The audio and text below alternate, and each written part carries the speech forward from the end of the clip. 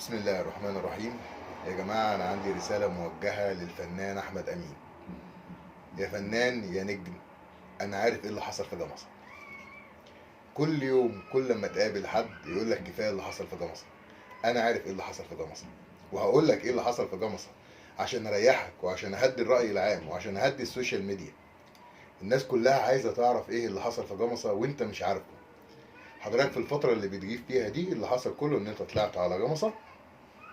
اول ما رحنا هناك حصل مشكله مع بتاع الشماسي، لانه جاب لك شمسيه بعيد عن البحر بشويه. تمام. تغاضينا عن الموضوع وقعدت. فجاه نزلت الميه وانت ما بتعرفش تعوم. تمام، كنت هتغرق. رحنا طلعناك. تمام، وهديناك ونشفناك. اتخانقت مع بتاع الفريسكا. تمام.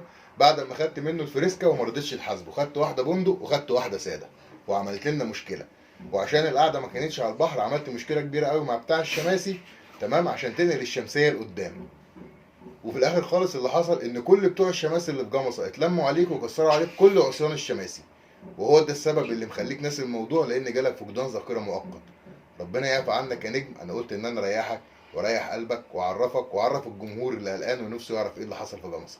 كل سنه وانتم طيبين.